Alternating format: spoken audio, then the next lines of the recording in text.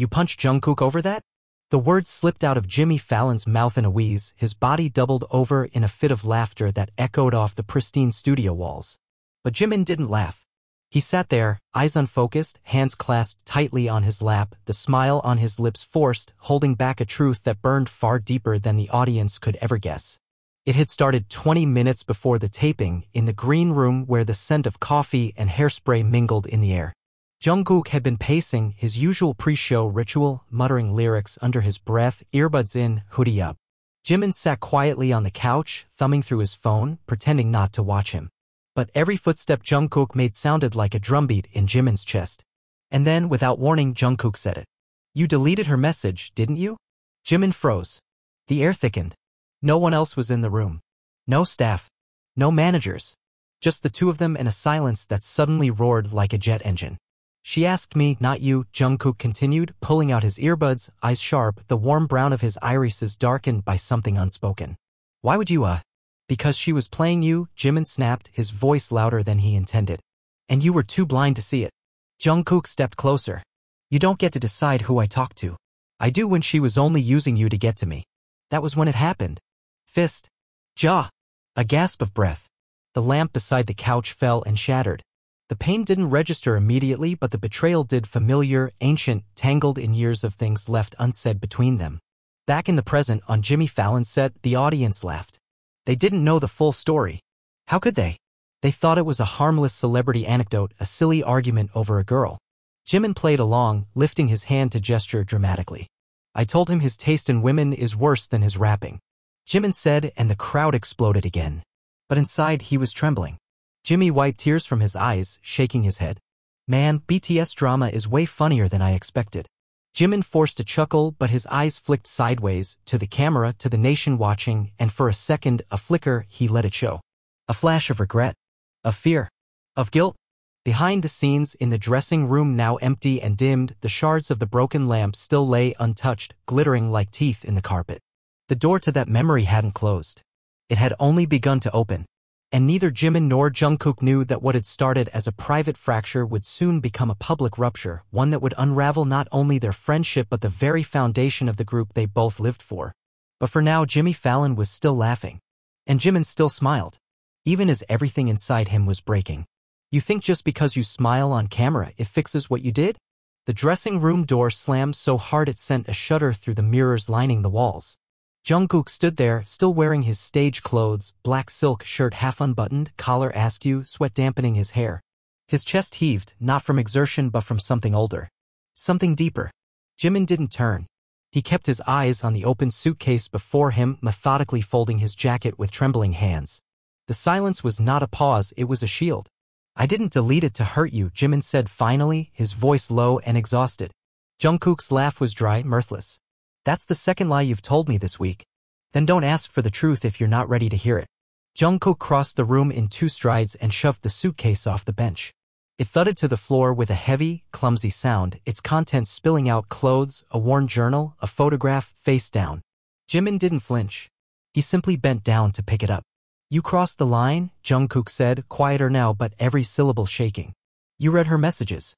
You deleted them. You pretended like it never happened. I trusted you with more than that. I trusted you with everything. You trusted me to let you self-destruct." "No," Jungkook snapped, pointing a finger at him. "I trusted you to believe in me. Even if I messed up." The room felt too small now.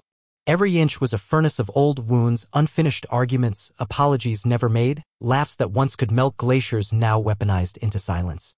Jimin turned around at last, meeting Jungkook's eyes. "She wasn't just using you," he said. "She was manipulating all of us. You didn't see it, but Namjoon did. Yoongi did.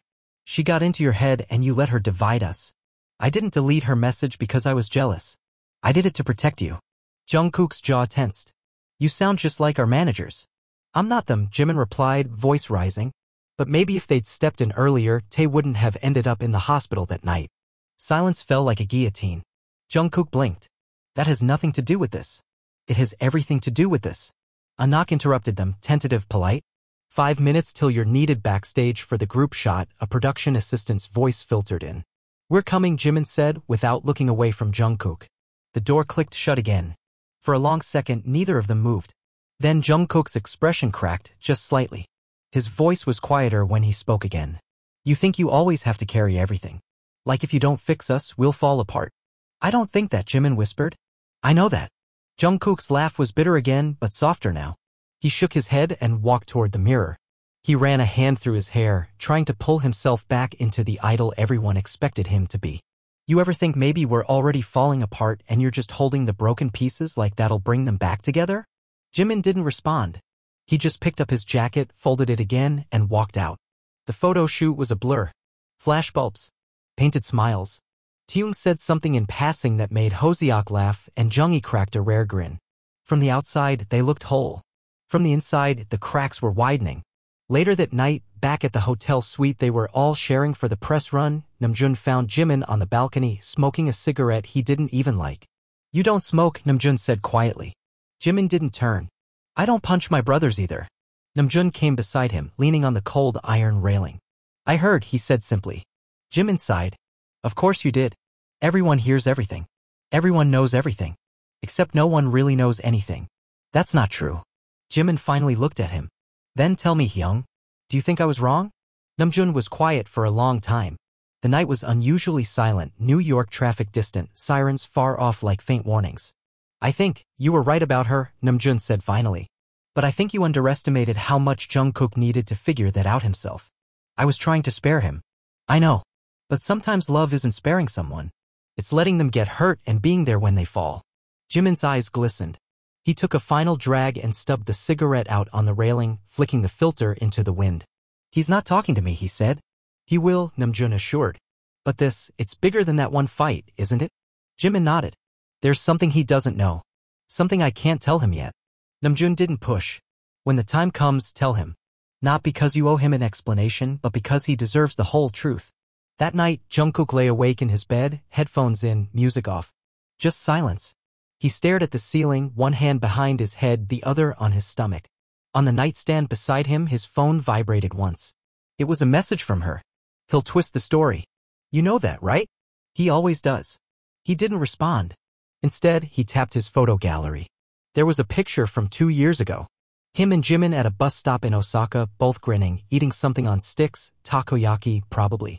They'd been exhausted, cold, running from paparazzi, but in that moment they had laughed like kids who didn't owe the world anything. His thumb hovered over the delete button. Then he locked the phone and tossed it aside. Sleep didn't come. The next day brought a new storm. Trending worldwide, #Jungkook scandal. Someone had leaked CCTV footage, grainy but unmistakable, of their fight in the green room. The punch. The broken lamp. The tension. The fallout. The fandom was in chaos. The company issued a rushed statement about stress and miscommunication. Jimin was called into the office first. The room was sterile gray with a low hum of an air purifier and eyes watching behind tinted glass. The higher-ups sat with their hands folded, their voices neutral. You have 2 options, said one. We spin it, say it was dramatized for variety, just a joke. Or, we pull you from promotions for a while. Jimin's jaw clenched. You're punishing me. We're protecting the brand. The brand? He echoed. You mean the illusion. Whatever you call it, it's what keeps this machine running. He stood. I'm not a machine. They didn't stop him as he walked out. Later that night, Jimin stood outside Jungkook's hotel room, fist raised but not knocking. He stood there for almost 5 minutes, frozen in indecision. The door opened before he could knock. Jungkook was there, barefoot, hair messy, eyes puffy from sleep or anger or both. He didn't say anything. I didn't know about the footage, Jimin said quickly. I swear. I know, Jungkook said. She sent it to me first. Jimin stiffened. She said I could ruin you, Jungkook continued, voice unreadable. She wanted me to leak it. Said I'd finally be free from your shadow. And you didn't? I almost did. Silence stretched again. But then I remembered, Jungkook added, you're the reason I'm even standing here. He stepped aside. Come in. Jimin hesitated, then walked past him.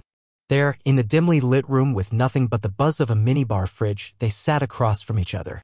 For the first time in weeks, no audience. No cameras. No fake smiles. Just 2 boys who had grown into men under the harshest spotlight in the world. You still haven't told me everything, Jungkook said. Jimin nodded. And I will. But not tonight. Why? Because some truths need time. And some scars have to be reopened slowly. Jungkook looked at him. Okay. I'll wait. And in that moment it wasn't forgiveness. It wasn't healing. But it was a beginning. Not of their old friendship, but of something new, something more fragile, but perhaps finally real. Why didn't you tell me she was your ex? Jungkook's voice was barely above a whisper, but it hit Jimin like a bullet between the ribs. The hotel room was dim, lit only by the cool blue from the television screen playing muted late-night news and the city skyline glowing silently outside the window. Jimin froze where he stood, halfway between the kitchenette and the bed, holding 2 steaming mugs of instant coffee. The words hung in the air, heavier than smoke, impossible to ignore. He set the mugs down. I didn't think it mattered anymore. Jungkook laughed, short, dry, disbelieving. Didn't matter? You let me fall for someone you were still clearly not over. You let me walk right into it. I didn't let you do anything, Jimin said, the edge in his voice rising. You never asked. You never listened. You never saw what was happening because she was saying everything you wanted to hear. And you didn't think I'd find out eventually? Jungkook said. You didn't think she'd use it against you? Against us? She wasn't supposed to come back, Jimin said. So she was your ex. Jimin rubbed his face with both hands, dragging them down like he was trying to peel off the memory that clung to his skin. He sat down on the edge of the bed, back hunched, staring at the floor. Her name is Hannah, he said finally. We met 3 years ago. She wasn't famous back then. Just a stylist's assistant on a variety shoot. She was quiet. Always watching. And I liked that. She didn't care about the idol thing. Or maybe that was just what she wanted me to believe.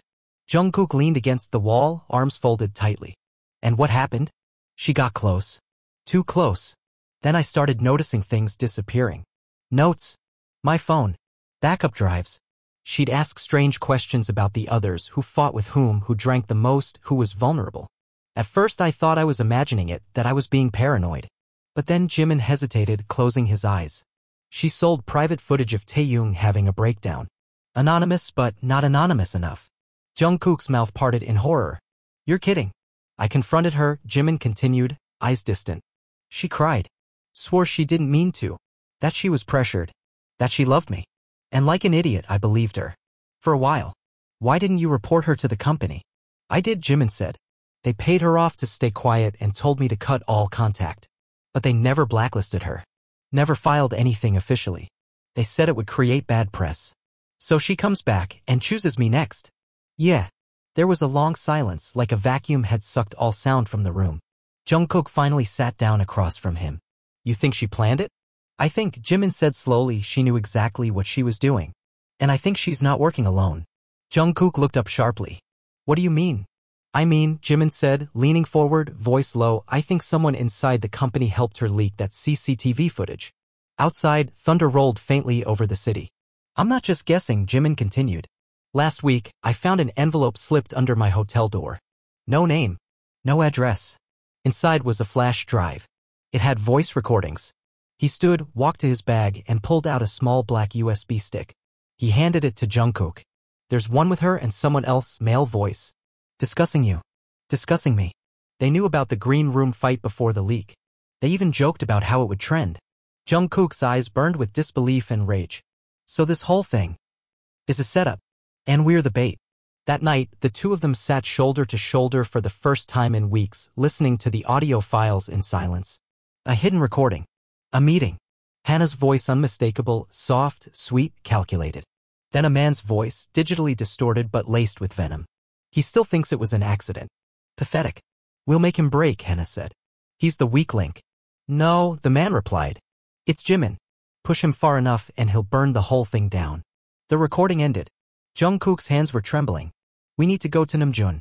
He already knows, Jimin said. He's been digging too. But he doesn't know who the guy is yet. And if we go to the company again, it could backfire. We don't know who to trust. So what do we do? Jimin looked at him. We play along. For now. We let them think we're falling apart. And then we turn the tables. Jungkook nodded slowly. But what if we're too late? Then we make sure we go down fighting. They stayed up until dawn, planning. Strategizing. Listening to every second of every recording. By morning, the dynamic had shifted. Two fractured hearts, slowly welding together under pressure, becoming allies again. Not because everything was forgiven, but because something bigger had taken form in the shadows. But just as they thought they had grasped the depth of the game, fate played another cruel hand. The next afternoon, Hoseok burst into the suite, face pale, hands shaking. They found her, he said breathlessly. Found who? Namjoon asked, rising. Hannah, Hoseok said. She was found unconscious in her apartment. Overdose. No note. No signs of struggle. Just gone. Jimin's chest went cold. Jungkook's phone rang. Unknown number. He answered. A deep voice, warped through modulation, spoke calmly. You should have stayed quiet. Then the line went dead. It wasn't the overdose that broke them. It was the way her name disappeared from every record within 24 hours. Jimin stared at the television screen in the hotel lounge, the flickering news channel looping a fire in Brooklyn. No mention of Hannah. No obituary. No accident report. No photograph. Nothing. As if she had never existed. As if she were a ghost who'd only lived in the margins of other people's stories. Gone, Namjoon muttered, pacing behind him. Not a single report.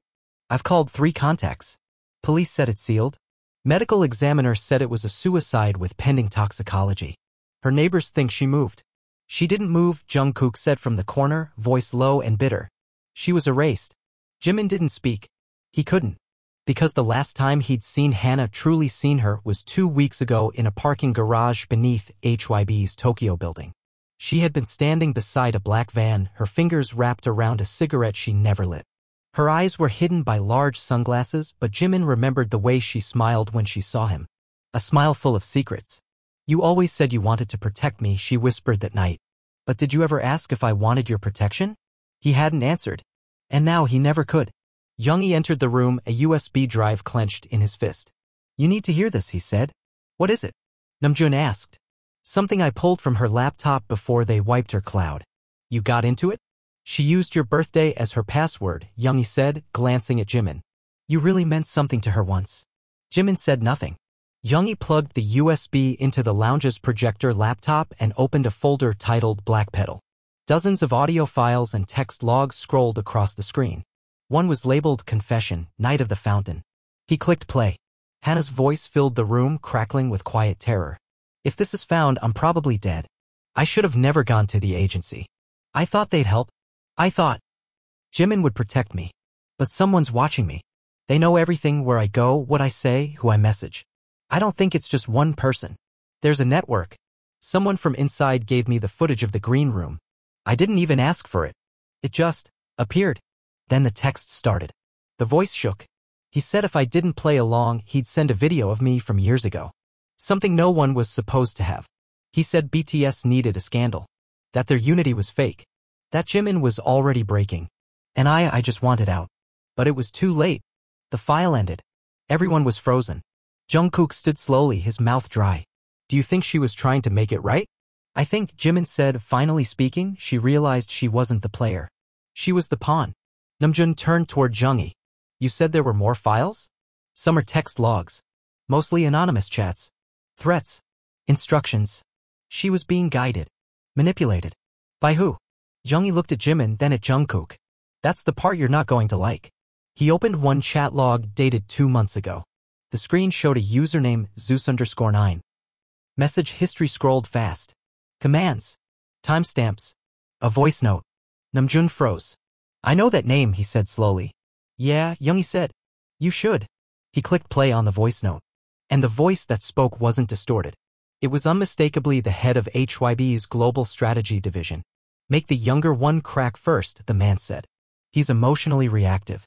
The public will turn on him fast. When the story breaks, push the angle, jealousy, rivalry, betrayal. They'll eat it up.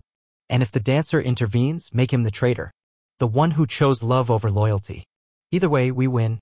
Jungkook sat down hard. Jimin's eyes were wide. Namjoon covered his mouth. He knew, Jimin said. He orchestrated it. And Hannah, Yoongi said, was just the vehicle. Silence filled the room. Until Taehyung's voice pierced it from the doorway. What do we do now? He asked, eyes red, standing there like a boy who'd just seen his family fall apart. Jimin stood. We burn them to the ground. The plan unfolded over the next 3 days like a war map. Every move measured. Every risk counted. Jimin and Jungkook went dark, no social media, no appearances. Yoongi traced every IP address from Hannah's files. Hoseok contacted a journalist he trusted from years ago, someone who owed him a favor. Namjoon prepped the others with legal coverage, making sure they wouldn't be taken down in collateral fire. But the risk remained. If even one part of their plan leaked, they wouldn't just be ruined. They could be destroyed. And still, Jimin didn't sleep. The night before they were set to expose the internal rot, he sat alone in the suite, staring at an old photo in his phone. The 7 of them on a rooftop in Seoul, post-concert, eating cheap takeout, glowing with sweat and joy. When had it changed? When had the love turned into silence? The knock came just after 2 a.m. He opened the door. It was Jungkook. "You okay?" he asked. "No," Jimin said. "Same." They sat on the couch, wordless for minutes. Then Jungkook spoke, his voice raw. "You think any of this matters? If we burn them down? You think we'll be okay after?" Jimin looked at him. "No. But we'll be honest. I don't remember what that feels like anymore." "I do," Jimin whispered. "It's terrifying. And it's free." Jungkook reached into his pocket and handed Jimin a folded piece of paper. It was a letter. From Hannah. Written in her hand. "To the only person I never lied to and the only one who never believed me." Jimin read it silently. Then folded it again. "She was trying," Jungkook said. "At the end. She wanted to fix it." "She did fix it," Jimin said. "She showed us the truth. And now we give the truth to everyone else." The next morning, the files went live. Jung's custom site crashed within 30 minutes. Then the hashtags began. Hashtag BTS leaks. Hashtag inside the empire. Hashtag free the 7. And then the company issued a response. Not denial. Not outrage. But silence. Which said everything. Then came the subpoenas. The internal revolt. The fans, once divided, united. By the end of the day, 3 executives had resigned. But the damage wasn't done. Because in the storm of it all, an anonymous tip landed in Jung's inbox. One line. "You exposed the surface. Now dig deeper." It goes higher. Attached was a photo. An old one. Jimin's father. Smiling. Shaking hands with the CEO of HYBE. The photograph stared back at them like a ghost demanding recognition.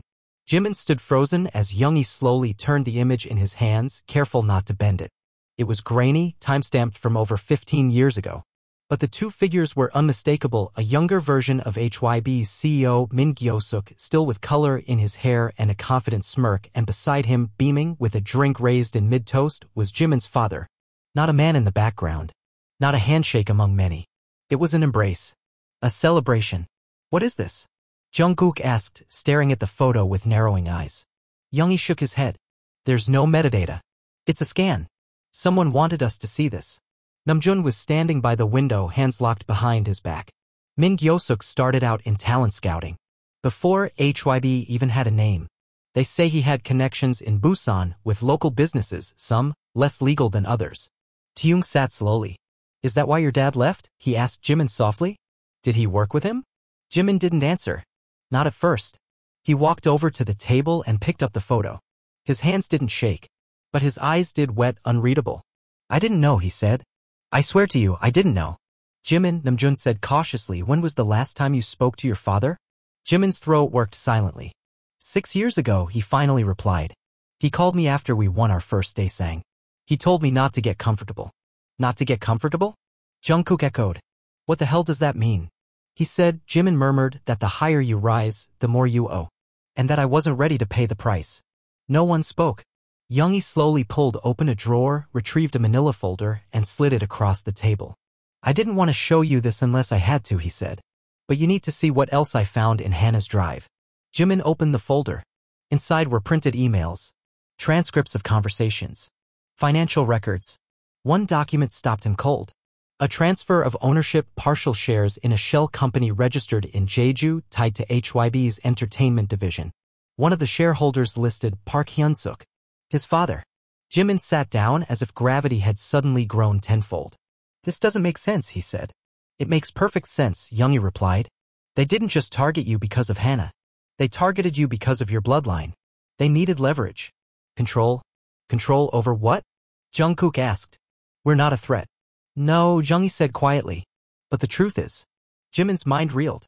Memories scrambled together, his father's disapproving glances, the veiled warnings, the sudden relocation to Seoul, the unspoken rules. "I always thought he hated my dream," Jimin said, almost to himself. "Turns out he helped build the machine I was dreaming to enter." Namjoon knelt beside him. "We don't have to do this tonight, eh?" "No," Jimin interrupted, voice steel. "We do. We finish it. We confront everything. Even him." They flew to Busan without telling the label. Private, quiet, and under the radar. Jimin hadn't stepped into his childhood home in almost a decade. The place hadn't changed: gray brick walls, rusted gate, the scent of pine needles and metal in the air. The same wind that once carried laughter now felt like it carried ghosts. His father opened the door without surprise. "You've come," Park Hyun-suk said, as if he'd been expecting the knock for years. His voice was calm, measured. Too calm. Jimin stepped inside, followed closely by Jungkook and Namjoon. "I need answers," Jimin said, skipping any pleasantries. "Now." His father sighed and gestured toward the living room. A single bulb illuminated the space above an old table scarred with cigarette burns. "So," Hyun-suk said, pouring tea for himself. "You finally found out." Jimin didn't sit. "Why didn't you tell me?" "Because you were a child. Because you were idealistic. Because you never would have believed what it cost to make a dream like yours possible." "What did you do?" "I made deals," the man replied without flinching. "I invested in the early days when HYB was little more than a promise. And when your mother died, I doubled down. I ensured that if you made it in that world, you'd be protected." "Protected?" Jimin barked. "Do you even know what they did to Hannah? What they're doing to us?" "She was a liability," his father said, sipping his tea. "She compromised your focus." Jungkook stepped forward, voice dark. "You knew she was in danger and you did nothing?" "I did what I had to," Hyun-suk said. "To ensure my son became an icon. I didn't want to be a product." "Then you shouldn't have joined the machine," his father replied. "But you did. And now you have to learn to steer it or it will eat you alive." Jimin stared at him. "You sold your soul," he said. "And you're here because a part of you is afraid you might have to." Silence burned between them. Namjoon cleared his throat. "We know HYB's CEO used Hannah to manipulate internal dynamics. We know she was blackmailed. We know there's a deeper network behind this. Help us take it down." His father laughed, low, almost pitying. "You think you're the first idols to discover the underbelly of your empire? You think your pain is unique?" "She died," Jimin shouted. "She died trying to fix what you helped build." That stopped him. Park Hyun-suk's jaw tightened. He looked older suddenly. More tired. "I didn't want that," he said quietly. "She wasn't supposed to die." "She did," Jimin whispered. "And so did the part of me that still thought you could be proud of who I became." He turned, walked out the door, didn't look back. That night, the boys returned to Seoul. But something had shifted in Jimin. He no longer looked fragile. He looked furious. And focused. While the media storm swelled, fueled by leaked emails, fan speculation, and corporate silence, BTS quietly began building their final act. An unsanctioned press conference. An open letter. A statement that would not go through management. Jimin stood in front of a blank Word document. And began typing. "We were 7 boys. Now we are 7 voices. And we will not be silenced." The room was silent. Not the silence of peace, but the silence before everything explodes. The conference room had no windows, no clocks, just the hum of fluorescent lights and the weight of decisions pressing against the walls. Jimin stood at the head of the long table, a printed letter in his hand. The others sat around him, some pale, some bristling with fear, some hiding it behind deadpan stares. "I need you to understand," Jimin began, voice tight. "Once we release this, there's no going back. No rehearsals. No edits. No company filter. This goes out exactly as it is." He looked at them one by one. Namjoon, solemn, steady. Yoongi, fingers clasped, gaze sharp. Jungkook, quiet but alert. Taehyung, arms crossed, heart bleeding behind his eyes. Hoseok chewing on the inside of his cheek. Jeon, hands flat on the table, unreadable. "This is the truth," Jimin said. "And it's ours." No one moved. Then Namjoon rose. "I'll read it," he said softly. "I want the first words to come from the leader." Jimin handed him the page. Namjoon scanned the top line, nodded, and began. "To the fans, the press, and the industry we've built our lives around. For years, we have lived between the lights and the shadows. You saw our music, our smiles, our friendship. But behind the curtain, there were strings we didn't always see. We now speak not as idols but as people, as sons, as friends, as brothers who have shared everything and lost things we can't get back. We were manipulated. Our privacy was violated. Our pain was exploited. A woman we cared for is dead. And the people responsible are protected by power, silence, and money. We are no longer silent." Namjoon stopped. His throat tightened. He handed the paper to Jean, who continued. We know what this risks. Our contracts, our legacy, our safety. But if we say nothing, we become part of it. We have been threatened, bribed, controlled. We're done playing along. The rest of the letter unfolded like a weapon carved from pain.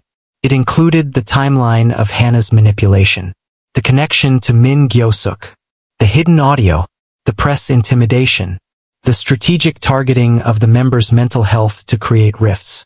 And then the final paragraph. Jimin took the page back, and his voice was steady as stone. This is not the end of BTS. This is our beginning. Not as a product, not as a brand, but as men who chose truth, no matter the cost. He set the page down. No one spoke. Then Hoseok, his voice barely audible. How long do we have before they shut us down? Yoongi looked at his phone. As soon as this goes live? Minutes. Jungkook shifted. Then let's make it count. Namjoon clicked upload. The statement was posted to BTS's private blog server, which auto-linked to Weverse, Twitter, Instagram, and YouTube, all set on a 5-second delay. And then, silence again, until the first ping. Then the second. Then 1,000. Within 3 minutes, the site crashed. The hashtags exploded. Hashtag BTS declaration. Hashtag we stand with BTS. Hashtag truth beyond the stage. Then the pushback began. HYB's statement dropped at 3:43 a.m. Korean time. Sterile. Clinical. BTS's recent statement was not authorized. It contains numerous inaccuracies and mischaracterizations. We are working to address this matter internally. Less than an hour later, all official BTS content on the HYB main site went dark. Pages removed. Profiles hidden. Tour data scrubbed. It had begun. By noon, the media war was all-consuming. Some networks defended the boys. Some called it career suicide. But none could ignore it. And then the next hit landed. A leaked video. From an old rehearsal room. Private, never-seen footage. Jungkook, 19 years old, arguing with a manager. Screaming. Crying. Being restrained by 2 staff members as he shouted, "We're not robots. You don't own us." The clip was time-stamped. It was real. It was brutal. They tried to shame him with it. But the internet flipped. He was a kid. One fan posted. They tried to break him, and he fought back. Jungkook said nothing. Didn't tweet. Didn't speak on camera. But he came to the dorm that night, stood before the others, and said one sentence. "I'm done hiding." Jean rose, walked over, and hugged him without a word. Taehyung cried. Day 2. HYB filed a cease and desist. Accused BTS of breaching NDA clauses. Namjoon countered with an independent lawyer team, pro bono, funded by fans and artists across the industry. Some anonymous, some not. People they'd inspired. People who had suffered too. That night, an anonymous idol trainee released a statement. And then another. And another. The floodgate cracked. A whisper turned into a scream. And somewhere in a private office, Min Gyo-suk watched it all unfold. "You were supposed to be loyal," he muttered, staring at Jimin's face on the screen. "You were supposed to be grateful." He picked up the phone. "Take them offline." Back at the dorm, Jimin was asleep on the couch when Yoongi shook him awake. "We've got a problem." "What?" "Our socials. Gone." Jimin sat up. "They wiped our accounts?" "No," Yoongi said. "Someone's replacing them." He turned the laptop toward Jimin. BTS's Instagram. New posts. AI-generated smiles. Generic captions. Pre-recorded content being pushed as live. Fabricated, sanitized versions of their image. They're building a version of us that doesn't fight back. Jimin stared in horror. They're turning us into puppets. Namjoon entered, phone to his ear. Interviews are flooding in. Every outlet wants the exclusive. But they don't want the truth. They want a controlled comeback story. Then we don't give it to them, Jimin said. We make our own. That evening they went live. No makeup. No filters. No stylist-coordinated lighting. Just the 7 of them in the kitchen, phones propped against coffee mugs. "Hi," Jimin said. "It's really us." For 2 hours they talked. About the industry. About control. About Hannah. About being scared. About being angry. About the love that saved them. They cried. They laughed. They fell silent together. And when it ended, the views hit 92 million. But one more surprise waited. As the live ended, Yoongi received a message from a restricted account. A zip file. He downloaded it. Inside, video surveillance. From HYBHQ. Dated 3 days before Hannah's death. A recording of her entering the CEO's office. And not leaving. For 4 hours.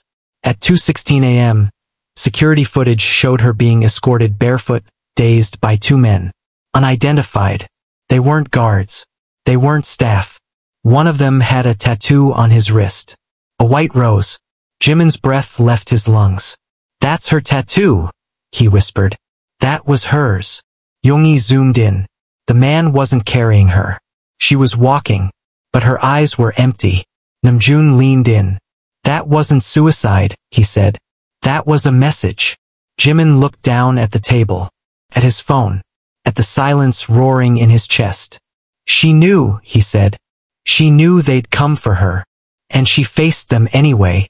Jungkook sat beside him. "So will we." It was raining on the morning the subpoenas arrived. Not the soft kind of rain that cleansed, but the cold, sharp one that felt like a warning. Jimin watched droplets slide down the dorm window in long, jagged lines. Somewhere behind him the kettle was whistling, but he didn't move. His hands were pressed to the glass, his breath fogging the pain. The city outside was quiet, as if even it knew what was coming. Yoongi stepped into the room, holding a stack of envelopes. Federal court. Civil litigation. Seoul district, he said flatly, placing one in front of Jimin. "Your name's on it." Jimin didn't blink. "Did they sue all of us?" Yoongi gave a single nod. "Each one separately. They're trying to divide us. And if we don't split, they'll go harder."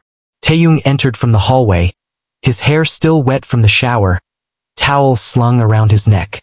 "So, we're actually going to court?"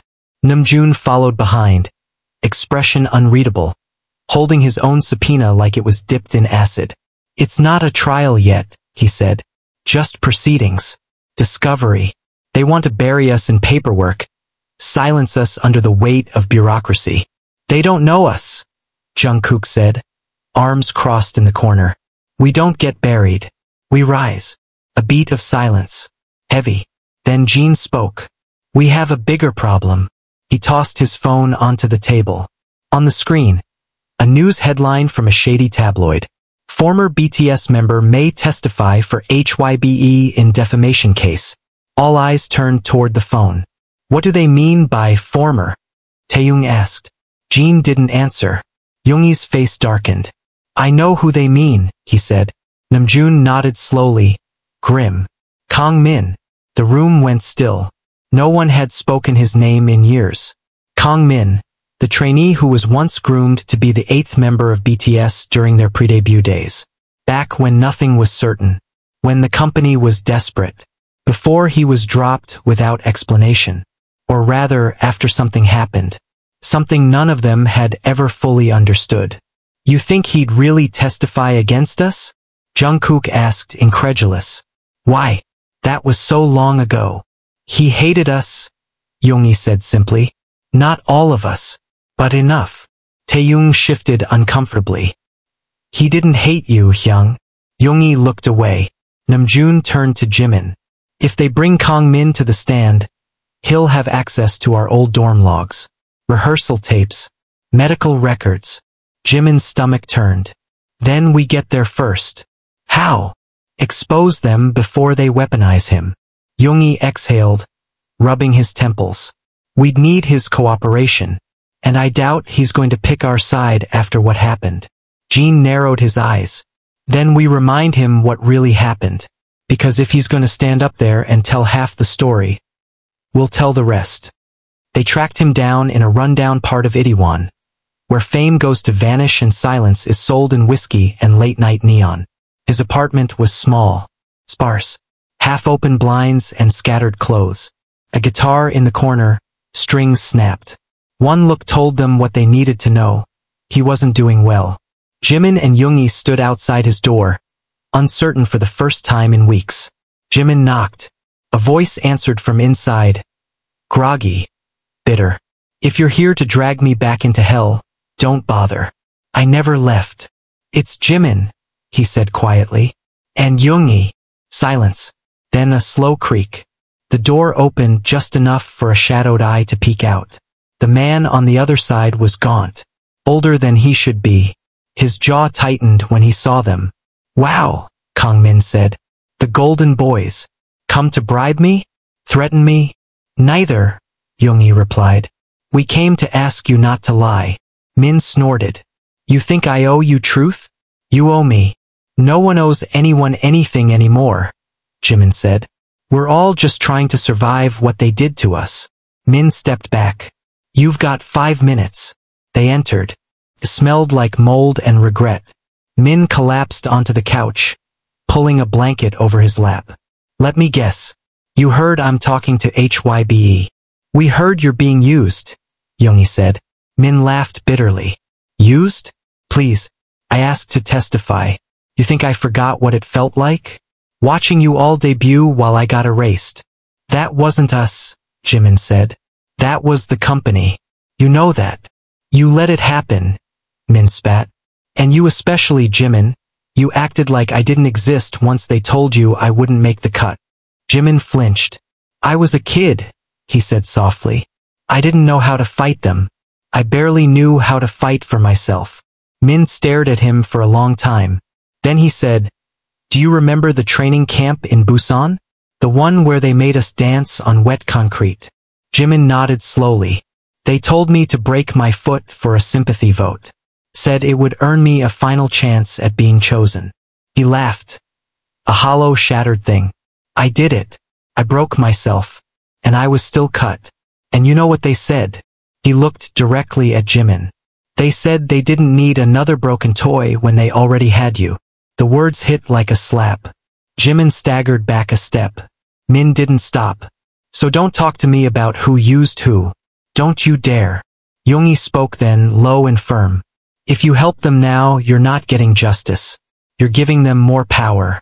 They'll use your pain to discredit all of us. Even you. Min's eyes burned. What do you think I want, Yoongi? Revenge.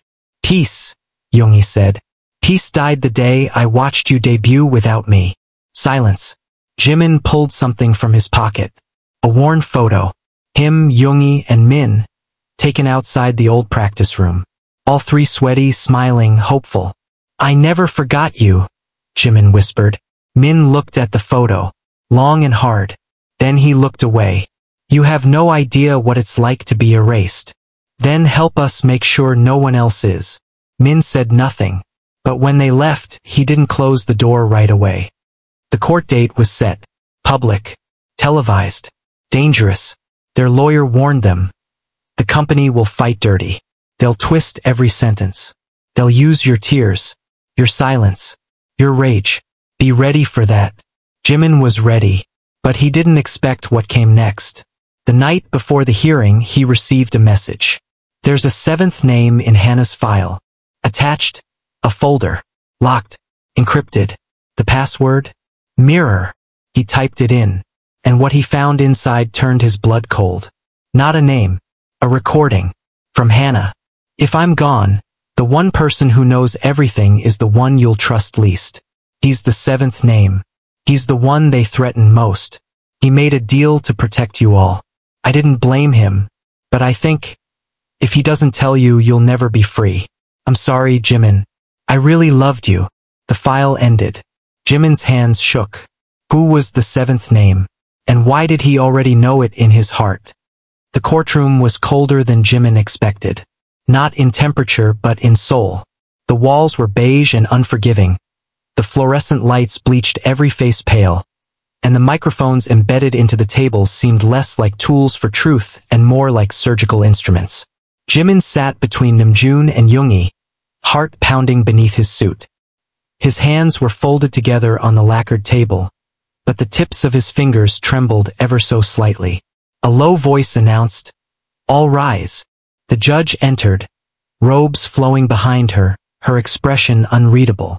The camera feed swiveled and clicked to life. National television had been granted full access. Every blink would be analyzed. Every pause dissected. They were not just fighting for truth anymore. They were fighting for memory, for ownership of their past. On the other side of the room, the HYB legal team sat in pressed black suits. At their center, Min Gyo-suk himself, calm, poised, a half-smile on his lips, as if this entire proceeding was nothing more than a formality, as if they'd already lost. Jimin refused to look at him. The bailiff called the case. Park Jimin et al. Versus HYB Corporation. The judge nodded. Opening statements, plaintiff's side. Namjoon stood. No podium, no paper, just presence. Your Honor, he began. We are not here as pop stars. We are not here for publicity. We are here because we were betrayed. He paused, letting the silence breathe. We were not just employees. We were built, branded, sold. And we were told that if we ever stepped out of line, if we asked for privacy, for safety, for respect, we would be made to regret it. He looked across the courtroom. We regret nothing. The defense team responded with rehearsed smiles and slick words. They painted BTS as volatile, as overworked but privileged, as ungrateful beneficiaries of a system that had elevated them. They questioned the authenticity of the leaked footage, suggested Hannah had mental health issues, and warned that the defendants were distorting events through the lens of emotion. When Min Gyo-suk took the stand, Jimin's jaw clenched. I never coerced any of the members, Gyo-suk said with a voice smooth as oil. All decisions were mutual. We offered guidance, structure. They flourished under our care. Namjoon whispered to Jimin, he's rewriting everything. Then came the turn. The judge nodded toward the doors. Call your next witness. Kang Min walked in. He had shaved, cleaned up, put on a simple suit. But his eyes were those of someone standing at a cliff's edge. He raised his right hand, was sworn in, and took the stand. The HYB lawyer smiled at him like an old friend. Min SSI, thank you for being here today. Can you confirm that during your trainee period, you were not promised a guaranteed debut? Yes, Kang Min said. They said I was a backup. Did the defendants ever mistreat you? No. Did you witness coercion? Or abuse? Min hesitated. Jimin leaned forward, heart pounding. Min's eyes moved, just for a breath, to Jimin's. Then he turned back to the court. I did. The lawyer stiffened. Min continued, louder. I saw them push kids until they vomited. I saw managers scream until our ears rang. I was told to hurt myself for sympathy points. I was told I didn't deserve to dream. But it wasn't them, he said, pointing to the BTS table. It was the company. Gasps rippled. I was angry at them. I hated that they succeeded when I didn't. But they didn't betray me. The system did. The judge raised an eyebrow. Are you changing your testimony? Min nodded. I am. Because for once I want to speak as myself. Not as someone trying to be chosen. He stood. I was the seventh name. The company dangled me over them to keep them afraid. They told me if I played along, I might still get a piece of their world. I'm done chasing ghosts. He left the stand. The courtroom was stunned into silence. Then, slowly, Min Gyo-suk leaned toward his lawyer and whispered something. The lawyer stood and announced coldly, We have a new submission, Your Honor. An audio file. The judge nodded. Proceed. The file played, and Jimin's stomach dropped. It was his voice screaming. I don't care what happens to her. She chose this. Let her rot. Jimin froze. The courtroom rippled in shock. That's a lie, Yoongi hissed. That's not real. The audio continued, fragmented, stitched together. Jimin standing, shouting, cursing, words he never remembered saying. The defense paused the audio. Evidence of his mental instability, the lawyer said. His inability to distinguish reality from fiction. Proof that this crusade is built on delusion. Objection. Namjoon barked. That tape is doctored. Do you have evidence of that? The judge asked. Yoongi stood. Give me 10 minutes. He was allowed. They waited, suspended in tension. Jimin sat there, numb, betrayed by his own voice. He whispered, "What if I did say it?" "You didn't," Jungkook said firmly. "You don't know that." "I do. Because I was there." Yoongi returned, laptop in hand. "Metadata mismatch," he said. "Splice markers every 4 seconds. This isn't an original recording. This is an edit." He projected the waveform on the screen. The judge frowned. The jury stirred. HYB's lawyer objected again. But their rhythm had cracked. The judge allowed the correction to stand. Jimin exhaled shakily. But his heart was still broken. Not because of the tape. Because someone, at some point, had to record him secretly for that splice to be possible. Which meant betrayal. From someone close. And he still didn't know who. That night, the dorm was dark and silent. Jimin sat alone in the kitchen. The glow of the fridge the only light. He sipped water slowly, trying to forget the sound of his own mangled voice. Then he heard footsteps. Jungkook entered. In sweats, eyes tired. "You okay?" Jimin nodded. "As okay as I can be when the world's trying to turn me into a villain." Jungkook leaned on the counter. "There's something you should know," he said. Jimin looked up. Jungkook didn't blink. "The night before Hannah died, I saw her." The glass in Jimin's hand tightened. "She told me something. Something I didn't understand at the time." She said, "I made a deal for Jimin's safety." Jimin stared. "What kind of deal?" Jungkook hesitated. "She was going to give herself up. Let them destroy her online. Say she made it all up. But only if they promised not to touch you." "Why didn't you tell me?" Jimin's voice cracked. "Because I didn't want to believe she was that far gone. And because I thought maybe I was the reason she got pulled into it." Jimin looked at him, eyes full of pain.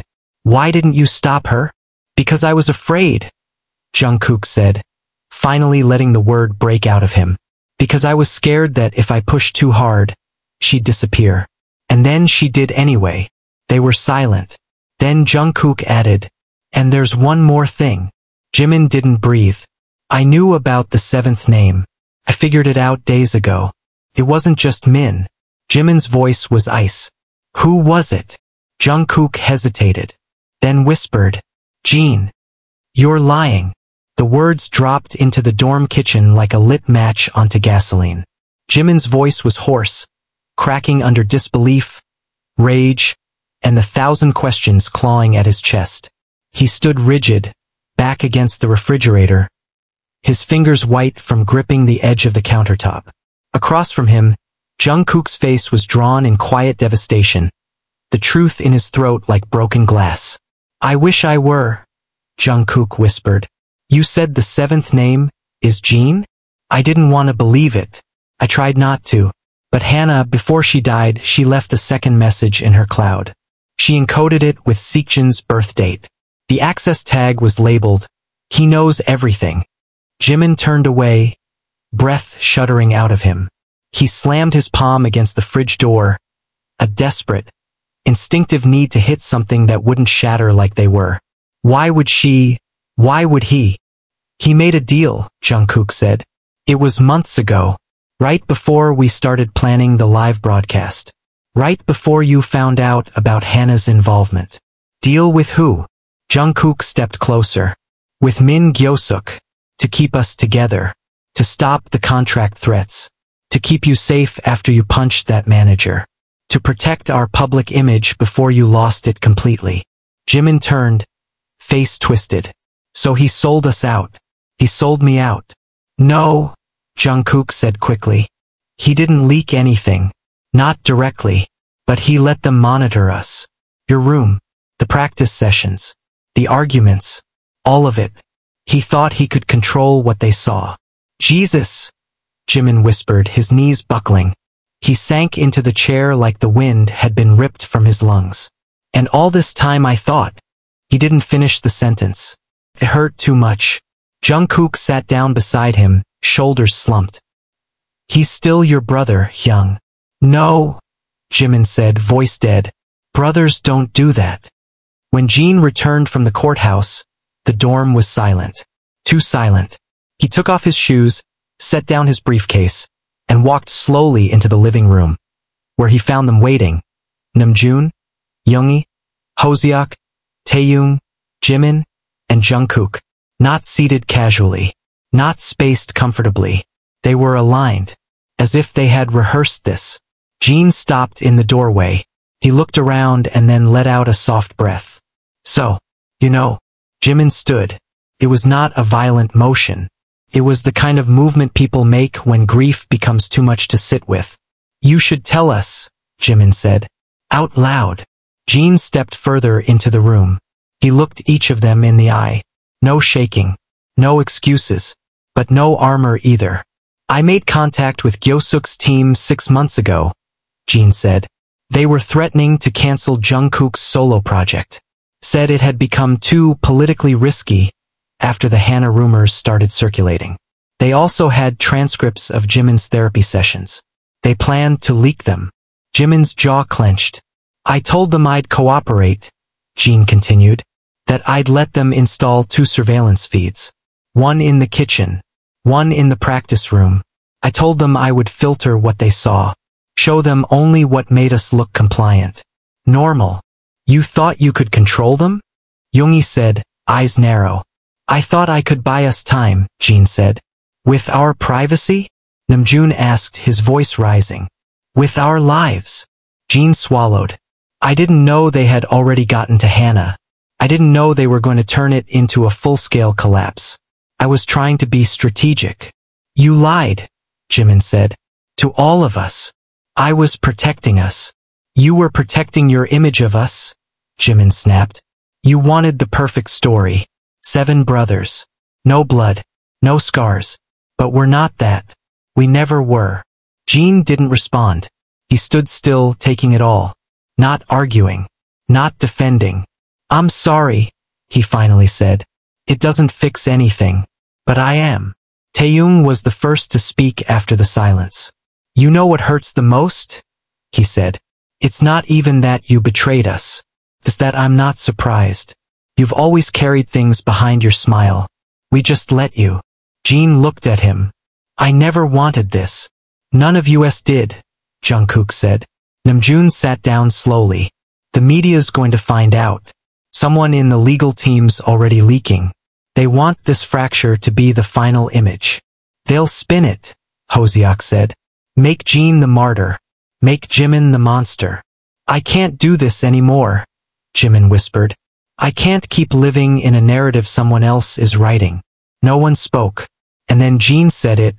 I'll leave. Heads turned. What? Yoongi said. I'll resign from the case. From the group. I'll tell them I acted alone. That you didn't know. That I sabotaged it all. No, Namjoon said. You don't get to erase yourself now. That's the same thinking that started this. Hiding. Editing. Jimin shook his head. This isn't about you leaving. It's about you staying and facing what you did. Jeon looked at him, and for the first time in years, tears slid down his face. I don't know who I am if I'm not protecting you, he said. I've built my life around that. Then start by not protecting us from the truth. Jeon nodded. Once. Shaky. Yoongi stood. We still have 3 days of testimony. The press is going to eat this alive. Let them, Namjoon said. Let them see we're not perfect. Let them see we're human. Hoseok leaned forward. You think we'll survive this? Taehyung answered. I don't know. But I'd rather survive as who we are than die as who they made us. That night, Jimin sat alone in the studio. Not to write. Not to sing. Just to be. The red light from the console blinked steadily, matching his heartbeat. In the corner of the room, Hannah's voice echoed from his phone. You were the only one who saw me. But maybe I needed you to see through me, too. He closed his eyes. Then the door opened. Jeon stood there. Jimin didn't speak. Jeon walked over slowly, sat beside him. I know sorry doesn't fix it. It doesn't, Jimin said. I won't ask for forgiveness. Good. I wouldn't give it yet. Jean nodded. I miss when we were just 7 kids with cheap microphones and broken sneakers. We're still those kids, Jimin said. It was the last day of the trial. The courthouse loomed above them like a monolith of judgment, its windows catching sunlight with a cold glint as if the building itself were trying to blind the truth. Jimin stood outside the door, gripping the rail so tightly his knuckles were bone white. He hadn't slept. He hadn't even tried. The last 48 hours had torn through him like a typhoon. The betrayal. The confession. The press feeding like vultures on their wounds. The fans torn in every direction. Some still with them. Some turning away. Some demanding more truth than they had strength to give. Behind him, the others filed in quietly. Jungkook touched his shoulder. Just once. No words. Just that silent gesture, I'm here. Jeon was the last to enter. His presence was like a question mark in human form. Would he take the stand again? Would he let himself be crucified for what he'd done? Or would he vanish? He walked in with his head high. No sunglasses. No mask. Just him. Section. Imperfect. Human. Present. The courtroom was a cage of anticipation. Reporters filled every bench. Fans had camped outside since dawn. The live stream had already drawn over 120 million viewers. Their lives were no longer stories. They were spectacles. The judge entered. Gavel down. Silence fell. All parties ready? She asked, gaze sharp. The lawyers nodded. We'll hear closing statements, she said. HYD's attorney stood. Slick. Calculated. He adjusted his tie and stepped forward like he already knew the verdict. Ladies and gentlemen, he began, addressing the jury like actors in a drama. We live in a world where perception can be manipulated. Where fame blurs truth. These young men, for all their talent and charm, have fallen victim not to corporate greed, but to their own delusion. They've created a fiction out of pain, used tragedy as theater. He gestured to Jimin. Park Jimin is not on trial for grief, but for spreading misinformation, for weaponizing emotion, for making an enemy out of a company that made him a star. Then he turned to Jeon, and yes, even Section, who admits his complicity, who now attempts to repent but only after being exposed. He stepped back. Don't let feelings override facts. These aren't victims. They're architects of their own downfall. Silence. Then Namjoon rose. He didn't bring notes. Just truth. I could talk about the trauma, he said, walking toward the center. I could list the hours we weren't paid for. The nights we weren't allowed to leave the building. The times we weren't allowed to cry. He looked at the jury. But I won't. Because you've heard it. You've seen it. You know. And if after all this you still think we're lying, then we've lost more than just a trial. He turned toward the judge. This isn't about money. Or contracts. This is about something bigger. It's about what happens when artists stop being people. When their pain is turned into profit. When silence is sold as strength. He paused. And what happens when they finally say no? The room was stone still. Then the judge nodded. We'll recess for deliberation. The next 3 hours felt like 3 days. They waited in the back room. No windows. No clocks. Just the sound of air vents and the thudding pulse in each of their skulls. Jungkook sat with headphones in, no music playing. Taehyung paced in slow, furious circles. Jimin sat on the floor, arms around his knees, eyes vacant. Jeon hadn't said a word since court adjourned. Then the bailiff knocked. Verdicts in. The courtroom was packed again. The jury filed in. The full woman, a middle-aged woman in a blue blazer, stood. We, the jury, find in favor of the plaintiffs. BTS. The room erupted. But not in cheers. In silence. Because no one knew what to feel. Not even them. The judge banged the gavel, silencing the murmurs. Compensatory damages will be awarded. Control over public content reverted to the plaintiffs. HYB is ordered to cease surveillance, manipulation, and unauthorized data collection. Furthermore, She looked directly at Min Gyo-suk. You are under investigation for obstruction of justice. Jimin blinked. Jungkook exhaled so slowly it hurt. Jin's hands clenched the edge of the table. They had won. But it didn't feel like victory. It felt like survival. They walked out into a blinding wall of cameras. Microphones. Shouted questions. Jimin stepped up to the mic. Is there anything you'd like to say to the world? Someone shouted. Jimin nodded. There's no victory in exposing your wounds, he said. Only healing. And healing is not clean. It's not marketable. It's not a comeback. He looked out over the sea of faces. It's messy. And human. And real. Jungkook stepped up beside him. No more silence, he said. No more pretending. Then Jungkook. No more being repackaged into something we never were. Then Jeon. I was wrong, he said. But I'm still one of them. And I will spend the rest of my life rebuilding that trust. The crowd listened. And for once didn't interrupt. Later that night, back at the dorm, no one spoke for a long time. Then Hoseok broke the silence. We should disband. The words crashed like a meteor. Namjoon looked up sharply. What? Not forever, Hoseok said. Just publicly. Step away. Let the storm pass. Give ourselves space to remember why we started this. Taehyung nodded slowly. Maybe it's time. Yoongi added, we can still write. Just not perform the lie anymore. Jimin stared at the ceiling. What do we call it then? A hiatus. No, Jungkook said. A resurrection. Jeon smiled, just faintly. Then let it burn first. They went live at midnight. No script. No set. Just the 7 of them on the dorm floor, sitting cross-legged. Jimin spoke first. We want to thank those who stayed. And even those who didn't. Because you reminded us we are more than performers. Namjoon added, we are not breaking up. But we are breaking free. Yoongi said, we'll be gone for a while. Not because we lost. But because we're learning who we are without the stage. Jungkook, eyes glassy, and when we come back, if we come back, it'll be as people. Jeon, steady, not as perfection. Not as an illusion. As truth. Then Taehyung. We are not 7 anymore. We are 7 plus the people who believed. Who fought. Who forgave. And Hoseok. We'll see you again. When we're ready. Not when we're marketed. The stream ended. The world exploded. Headlines. Debates. Tributes. But none of that mattered anymore. Because BTS had finally done the one thing no one expected them to do. They told the truth. The world didn't move the way it used to. At first, the silence felt like peace. But then it started to feel like something else, like the air just before a second wave of fire. Everything they thought they'd burned down was still smoldering underneath, waiting for oxygen. Waiting for someone to strike the next match. 2 weeks after the live stream, the dorm was no longer a bunker. It was quiet. Too quiet. No camera crews. No managers. No schedules. No weight of performance. Just 7 men scattered between couches and door frames, trapped in the aftermath of something that had no name yet. Jimin didn't leave his room much. He told himself it was because he needed time, but the truth was harder to admit. He didn't know what to do with space. Every hour felt suspended, every minute a quiet scream for a version of himself that no longer existed. He wasn't BTS's dancer. He wasn't a scandal. He wasn't broken. He was just unfinished. Then the letter came. There was no return address. No stamp. Just a square white envelope slipped under his door while he was sleeping. The paper smelled faintly of jasmine and ink. The handwriting was unfamiliar, sharp but elegant.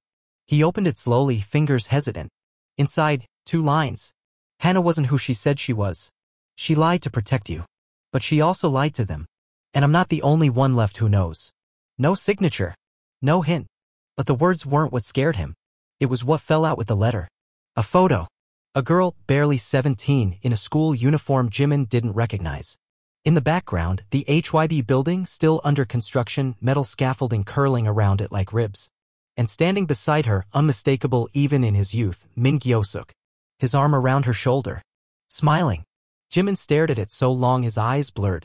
There had been no mention of this version of Hannah in any of the court documents. No indication of how far back she'd been tied to all of it. And now someone was telling him that the story wasn't over. He didn't know why, but his first instinct was to call Jungkook. Jungkook answered on the second ring. I can't sleep either, he said before Jimin could speak. There's something you need to see, Jimin said. Come to my room. Minutes later, Jungkook arrived, hair messy, hoodie unzipped. He didn't bother asking questions. He looked at the letter, then the photo. Jesus, he whispered. She knew him way before us. Jimin nodded. She must have been involved before the company even was the company. Jungkook set the photo down. And someone doesn't want you to forget that. Jimin met his eyes. Or they want me to start digging again. You're going to, aren't you? Jimin didn't answer. He didn't need to. The next day, Jimin went to the only person who'd never lied to him directly even when it hurt, Yoongi. Yoongi was in his studio, tinkering with an old analog beat pad, the scent of black coffee thick in the air. Got a minute? Jimin asked from the door. Yoongi looked up. You've got the face. What face? The one that means either someone's dead or you just remembered something that changes everything. Jimin sat down and handed him the photo and letter. Yoongi read it once. Twice. Then set it down slowly. Shit. Yeah. Yoongi leaned back in his chair. If she was connected to Gyosook before we debuted, it means she wasn't some hired seductress. She was part of the machine. Maybe from the beginning. But why would she protect me? Yoongi turned toward the soundboard as if answers could be found in faders and waveforms. I don't know. Maybe she loved you. Or maybe she was trying to atone. Jimin rubbed his hands over his face. We never even knew her. No, Yoongi said. But someone did. They went to Namjoon next. He was at the university library, tucked in the back, alone with stacks of philosophy books. He read the letter silently. Didn't react. Then he asked, what if there's a level even deeper? What do you mean? Jimin asked. I mean, Gyosook was a manipulator, yes. But he was never brilliant. Someone put her in his orbit. Someone placed her there before she ever touched our lives. Yoongi's eyes darkened. A handler. Namjoon nodded. Maybe. Or someone who was trying to test the system. Who? Namjoon looked up. There's a name that keeps appearing in the early investor logs. But it's never attached to a title. No job. No bio. Just a signature. RH? Jimin blinked. That name was in Hannah's cloud. Exactly. Yoongi stood. We need to find out who RH is. Before they find us again. Back at the dorm, Jeon was sitting on the balcony, headphones on, staring at the skyline. Jimin approached slowly. You hate me, Jeon said before he even turned around. No, Jimin said, pulling up a chair. I don't. You should. Jimin looked at him. You messed up. But so did I. I pushed you away long before this. I made you into a target. And I made you feel like you had to fix everything alone. They didn't say anything for a while. Then Jeon asked, are we okay? Jimin thought for a long time. No. But we're on our way. Jeon nodded. Sometimes that's all you can ask for. They finally traced RH to a name buried in the archives of HYB's earliest funding documents, Ryu Ha-jin, former government cultural strategist. Blacklisted 10 years ago after a scandal involving artist surveillance and creative property theft. Jimin stared at the report. She's the architect, he whispered. She built the system Gyosook ran. Then she's the one who pulled Hannah's strings, Jungkook added. Namjoon's eyes were cold now. If she's still alive, she's watching us. Jimin stood. Then let's make sure she sees us coming. Their next live stream wasn't music. It wasn't even them on camera. It was a single image. The photograph of Hannah and Gyosook, timestamped 2008. Under it, one line of text. Ashes don't lie. And we are not done. The internet exploded. Theories. Leaks. Panic in the company ranks. Journalists hounded HYBE for answers. No one had any. But the world knew this, the truth wasn't over. BTS wasn't finished. They had just stepped into the fire. And somewhere in a quiet room, a woman watched it all unfold. She folded the screen closed, lit a cigarette, and whispered. Finally, they found me. They called it the White Room. That was the name Hannah had used in one of the encrypted voice notes Jungkook had restored weeks earlier. In the file, her voice had been strained, almost delirious. If you find it, don't go alone. That room doesn't forget. That room feeds on memory. It was built to kill secrets, not keep them. Jimin hadn't understood then. But now, standing at the foot of the facility that had once been HYB's original rehearsal studio, now gutted, condemned, quietly erased from official records, he finally knew what she meant. The building stood hollow under an overcast sky. Wind scraped against the cracked facade and a rusted sign hung by one chain like a noose. It didn't look like a place where the biggest band in the world had ever trained. It looked like a tomb. Jungkook, Namjoon, Jungkook, and Jimin stepped inside first. Jeon, Hoseok, and Taehyung followed, each silent, each carrying a different kind of grief. The inside was stripped bare. No mirrors. No lights. Just white paint smeared across the walls like the place had been bleached to hide something unholy. Jimin ran his hand along the peeling surface. This is where they broke us before we even knew we could be broken. Look, Yoongi said, pointing to the far end of the room. There was a single door. Steel. Locked. Namjoon stepped forward, took out the old access key they'd found in Hannah's belongings. The one with the number 1015 engraved on the back. It beeped. The door clicked. And the white room opened. It wasn't just a room. It was a vault. Inside, walls were covered in photographs every artist the company had ever tried to mold. Every failure. Every disappearance. Files and cabinets labeled by numbers, not names. Surveillance tapes. Therapy transcripts. Journal entries. It was a memory graveyard. And in the center, like a shrine, stood a desk with a single tablet on top, still active. Jimin approached slowly. The tablet lit up. And a video began to play. A woman appeared on screen. Older. Hair tied back. Eyes sharp. Ryu Ha-jin. She smiled. Not kindly. If you're watching this, you found me. Or at least the echoes of me. I built this room for control. Every great story needs an origin, and every origin needs to be rewritten eventually. She leaned forward. Hannah wasn't an agent. She was the daughter of one. Her mother worked for me until she died in an overseas asset extraction. Hannah grew up in shadows. She learned how to pretend to be what people loved most. It made her dangerous. I used her. I used all of you. Not to destroy. To document. You were a living case study. You were the experiment. Jimin clenched his fists. She continued. But something happened I didn't predict. She fell in love. With you, Jimin? And that ruined the science. Love always ruins control. The video glitched. Then her face returned, colder now. You think you've escaped me. But the truth is you've become what I always wanted, artists unbound. Creatures of rebellion. Symbols of resistance. She looked directly into the lens. And symbols are always easier to kill than men. The video ended. The room went still. No more hiding, Namjoon said quietly. Jimin turned. There's something else, he said. He crossed to one of the cabinets and pulled open a drawer labeled Project Echo. Inside, a manila folder. He opened it. Inside were medical charts. His own. Taehyung's. Jungkook's. And one labeled Hana Jin Ri. He flipped it open. There was no birth certificate. No record of adoption. No school enrollment. But there was a transcript. A psychological evaluation. Subject exhibits severe identity fragmentation. Early signs of dissociation. Strong mimicry tendencies. Advanced emotional manipulation. Recommendation, assign emotional anchor. Monitor for override risks. Jimin dropped the paper. She didn't know who she really was. She wasn't supposed to, Yoongi said. They built her to disappear into people. They all stood in silence. Then Taehyung stepped back. We need to leave. Burn this place. Burn every inch of it. No, Jean said. We don't destroy it. Everyone turned. Why? Jungkook asked. Jean looked around the room. Because this is proof. This is the truth. This is the last piece of who we were. Jimin stepped forward. So what do we do with it?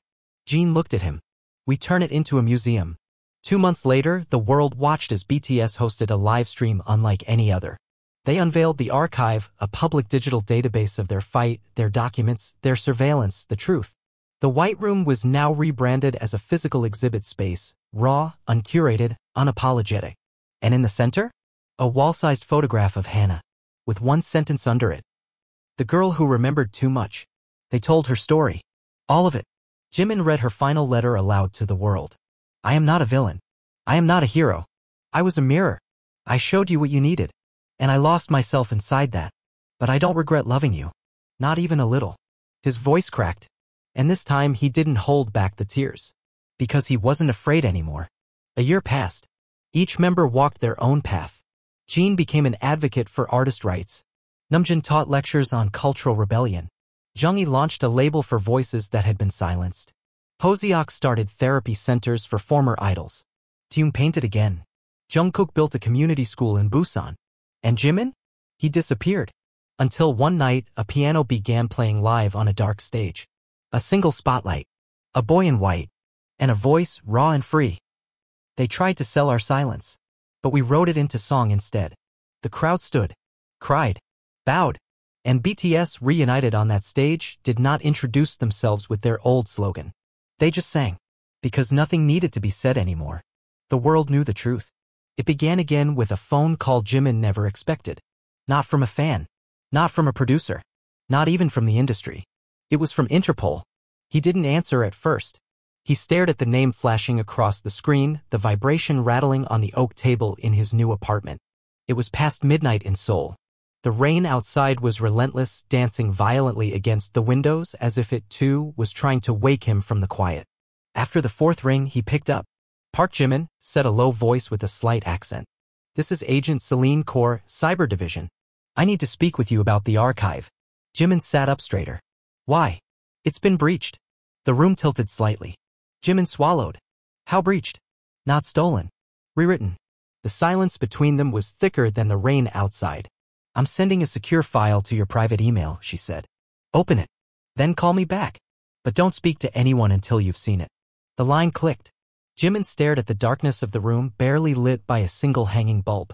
He moved to his laptop and logged into the secure BTS intranet they'd set up for the archive. A red banner flashed across the top. Unauthorized change detected. File, subject_Hana_redacted. He opened it and froze. The once complete entry on Hana was gone. In its place was a fabricated narrative. A woman obsessed with fame. A manipulator who blackmailed the members. A seductress planted by a foreign government to destabilize Korea's pop culture. Her love letters replaced by threat transcripts. Her final words replaced by, "I did what I had to do. I used them." Jimin sat in the dark, staring at the screen. Heart racing. Someone was trying to erase her again.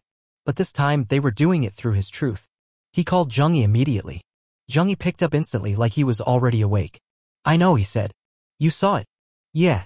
The code was professional. Beyond pro. Government-level encryption. Someone scrubbed the audit trail. "They were writing history," Jimin whispered. "No," Jungkook said. "They're declaring war. Again." The next morning, all 7 of them were in the new archive facility, a converted museum wing on the outskirts of Seoul. Security was tight, reinforced after the HYB leaks. But even that hadn't stopped someone from getting in digitally.